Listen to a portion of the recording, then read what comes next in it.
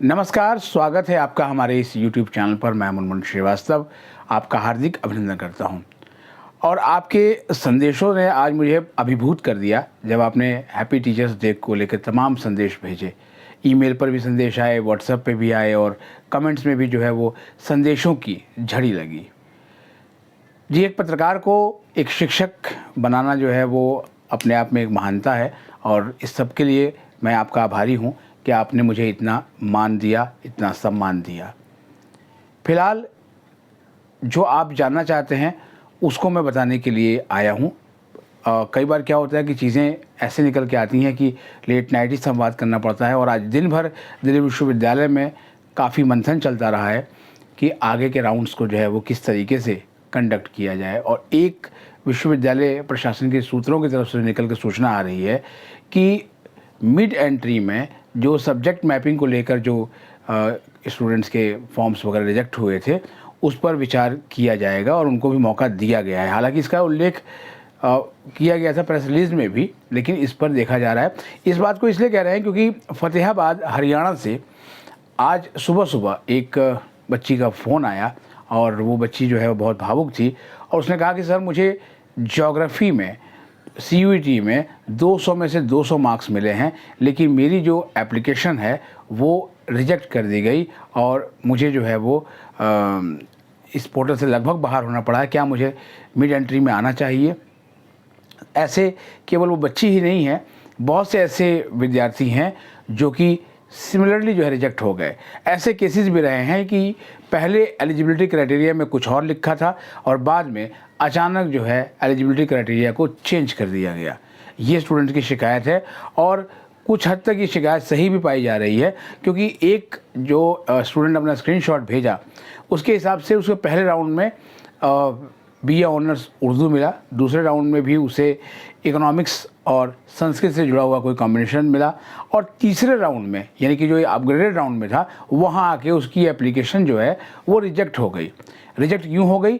क्योंकि BA programme में उसको कंप्यूटर एप्लीकेशन और प्लस इकोनॉमिक्स ये कोर्स जो है उसको मिला। कुछ ऐसे स्टूडेंट भी रहे जिन्होंने computer application plus political science ये कॉम्बिनेशन था, उनके बाद उनकी एप्लीकेशन में रिजेक्ट हो गई।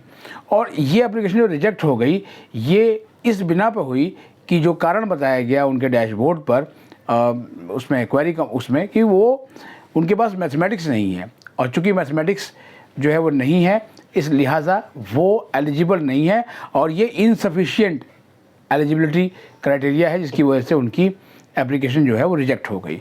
सवाल तो ये ग्रीवांस से जुड़ा हुआ है क्योंकि अगर आप कहते हैं कि BA प्रोग्राम में जो है वो इस तरह का क्राइटेरिया नहीं है शुरू में और बाद में अचानक उस क्राइटेरिया में बदलाव किया गया तो इस पर जो है वो ग्रीवांस कमेटी क्या विचार कर रही है ये भी सोचने का विषय है क्योंकि ऐसे केसेस बड़े पैमाने पर होंगे। विड्रॉ के केसेस ये बढ़ते जा रहे हैं। विश्वविद्यालय सूत्रों का कहना है कि लगभग 1200 से ऊपर जो है वो एप्लीकेशंस अभी तक जो है वो विड्रॉ हो चुकी हैं दिल्ली विश्वविद्यालय से। अब इसको कई लोग जो है अपने उम्मीद के रूप में देख रहे हैं कि शायद सीट्स खाली हों तो वो सीट्स उन्हें मिलेंगी। वो सीट्स मिलेंगी कि नहीं मिलेंगी ये भी एक बड़ा सवाल है।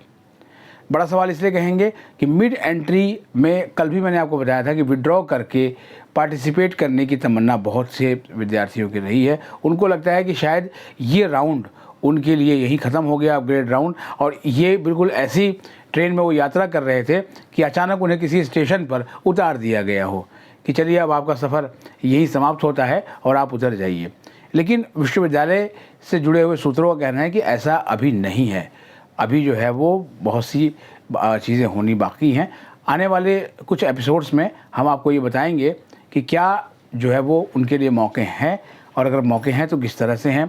राउंड 3 जिसकी एलोकेशन 11 तारीख को आनी है उसको लेकर भी कई सारे सवाल हैं कि क्या उसकी कट ऑफ लोअर होगी, क्या उसमें जो है वो अधिक से अधिक कैंडिडेट्स को एडमिशन मिलने का चांस है और या फिर ये भी बाकी राउंड्स की तरह एक हाई कट ऑफ लगा कर जो है वो उसमें भी बहुत से स्टूडेंट्स को वंचित किया जाए और फिर बाद में वही हो कि दिल्ली विश्वविद्यालय में स्टूडेंट्स एडमिशन की चाह रखते थे, उस वक्त उन्हें एडमिशन नहीं मिला और बाद में जो है वो सीटें खाली रह गई।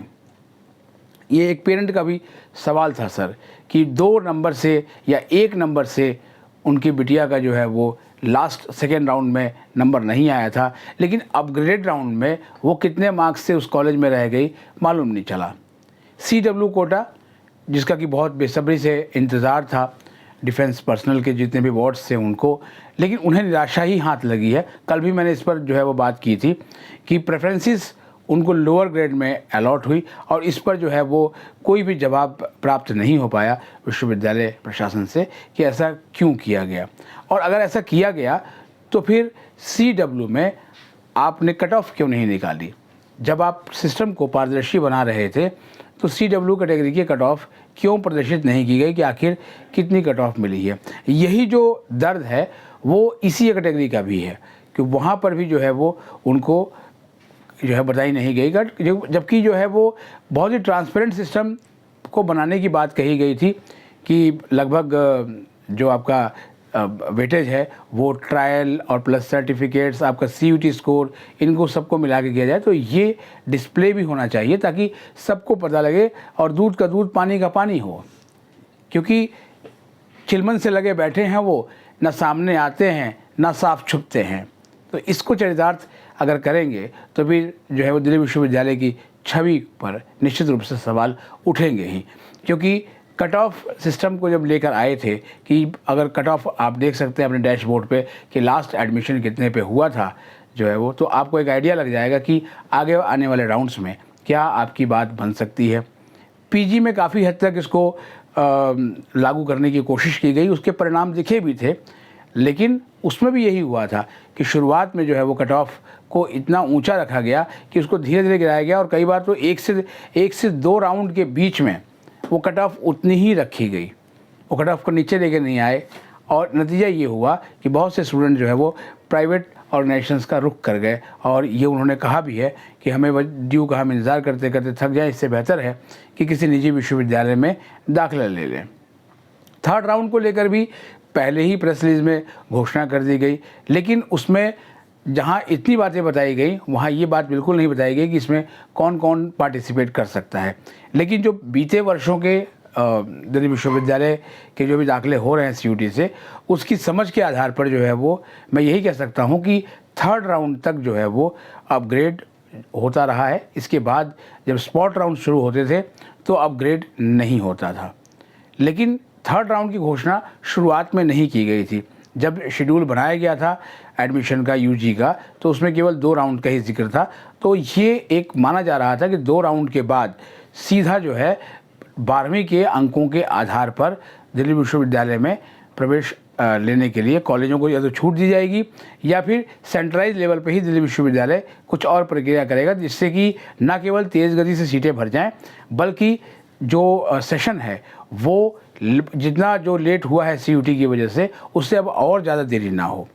लेकिन उस लेट का ही जो है नतीजा या उसी की आड़ में कहें तो ये किया गया कि एक स्पेशल अपग्रेड राउंड निकाला गया और इसके लिए 2 दिन का वक्त दिया गया और मैक्सिमम स्टूडेंट्स ने अप्लाई किया। अगर 28,000 से ऊपर का नंबर जो है वो दिल्ली विश्वविद्यालय ने बताया है कि ये अपग्रेड में शामिल थे और केवल 2,600 प्लस को ही अपग्रेड मिला, तो ये जो है वो नंबर है 8-8.5% ही बैठता है।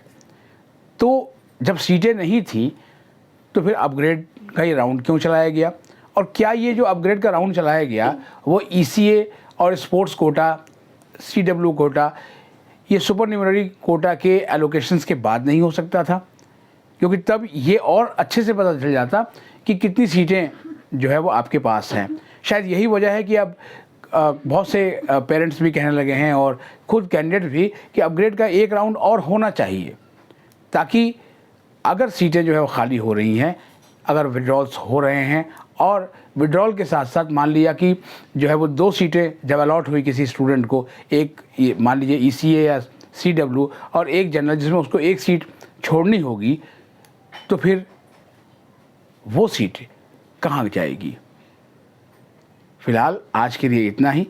कल कुछ और बात करेंगे और कोशिश करेंगे कि आपके लिए जो थर्ड राउंड है उसको डिकोड करें ताकि पता चले कि इसमें जो है वो कौन कौन एलिजिबल हो सकता है और कौन नहीं। आज के लिए फ़िलहाल इतना ही अभी तबीयत थोड़ी सी जो है वो ठीक नहीं है और गला अभी भी रुंधा हुआ है। आज बारिश बहुत रही और उसमें हम भीग भी गए। तो फिलहाल आज के लिए इतना ही। शुभ रात्रि।